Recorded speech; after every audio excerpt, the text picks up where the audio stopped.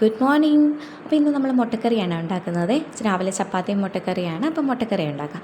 ഒരു പാത്രം വെച്ച് അത് ചൂടായതിന് ശേഷം 1 ടേബിൾ സ്പൂൺ വെളിച്ചെണ്ണ ഒഴിച്ച് അതിലേക്ക് 1 ടീസ്പൂൺ കടുകിട്ട് പൊട്ടിച്ച് നമുക്ക് ഒരു 3 മീഡിയം സൈസ് സവാളയാണ് കുരുകുരുന്ന് പറഞ്ഞ് അരിഞ്ഞെടുത്തതാണ്.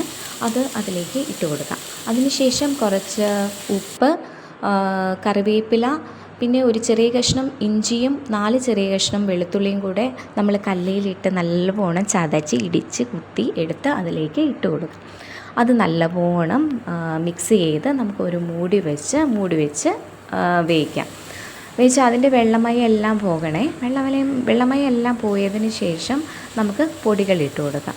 പൊടികൾ 1/4 ടീസ്പൂണ് മഞ്ഞൾപ്പൊടി, 1/2 ടേബിൾ സ്പൂൺ മുളക് പൊടി, 1/4 ടേബിൾ സ്പൂൺ മല്ലിപ്പൊടി, 1/4 ടീസ്പൂൺ ഗരം മസാല, ഇത്രയും ഇട്ട് കൊടുത്ത് നല്ലവണ്ണം ഒന്നുകൂടെ ഒന്ന് ഇളക്കിയിട്ട് അതിൻ്റെ ആ ഒരു പച്ചക്കുത്തലുണ്ടല്ലോ, പച്ചക്കുത്തലെല്ലാം മാറിയതിന് ശേഷം നമുക്ക് നമ്മുടെ അരിഞ്ഞു വെച്ച തക്കാളി ഇട്ട് കൊടുക്കാം. ഞാനിവിടെ ഒരു ചെറിയ തക്കാളിയാണ് എടുത്തിരിക്കുന്നത്, നല്ല പഴുത്തതാണ്.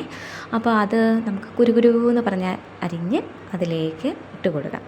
ഇട്ട് കൊടുത്ത് അത് നല്ലവണ്ണം ഇളക്കി കൊടുക്കുക. അത് നല്ലവണ്ണം വഴണ്ട് വരണേ. ആ തക്കാളി അതിനകത്ത് ഇല്ലാണ്ടാകുന്ന രീതിയിൽ നമ്മൾ വഴട്ടിയെടുക്കണം. അപ്പോൾ അതിനുവേണ്ടി ഞാൻ ഇച്ചിരി വെള്ളം ഒഴിച്ച് കുറച്ച് നേരത്തേക്ക് മൂടി വെക്കുന്നുണ്ട്. മൂടി വെച്ച് നമ്മൾ ഒരല്പസമയം കഴിഞ്ഞിട്ട് ആ മൂടി തുറന്ന് വീണ്ടും ഇളക്കി കൊടുക്കുക. ഈ ഇളക്കിക്കൊണ്ട് നമ്മുടെ തക്കാളി നല്ലവണ്ണം വഴണ്ട് വരത്തക്ക രീതിയിൽ ഏത് സമയവും ഇങ്ങനെ ഇളക്കിക്കൊണ്ടിരിക്കുക. കുത്തി അതിൻ്റെ അകത്തോട്ടാക്കണം. അത് മൊത്തം അലിഞ്ഞ് പോയതിന് ശേഷം നമുക്ക് കുറച്ച് കുരുമുളക് പൊടി അതിൻ്റെ മുകളിലേക്ക് ഇങ്ങനെ വിതറിയിടാം. പിന്നെ നോക്കുക, നിങ്ങൾക്ക് ഗ്രേവി ഇങ്ങനെയാണ് വേണ്ടതെങ്കിൽ ഇങ്ങനെ തന്നെ ഉപയോഗിക്കാം. ഇല്ലെങ്കിൽ ഞാൻ ഇച്ചിരി വെള്ളം ഉപയോഗിക്കുന്നുണ്ട്. ഇവിടെ ഇച്ചിരി ചാറ് ഇഷ്ടമാണ്. അപ്പം ഞാൻ ഇച്ചിരി ഒരു 1/2 ഗ്ലാസ് വെള്ളം കൂടെ ഒഴിച്ച് ഒന്നും കൂടെ ഒന്ന് തിളപ്പിച്ചെടുത്ത് അതിലേക്ക് നമ്മുടെ ഈ പുഴുങ്ങിയ മുട്ട നല്ലവണ്ണം വരഞ്ഞ് അതിലേക്ക് ഇട്ട് കൊടുക്കുക. ഇട്ട് കൊടുത്ത് ആ ഗ്രേവി എല്ലാം അതിൻ്റെ മുകളിലേക്ക് ഇങ്ങനെ പൊത്തി വെക്കുക.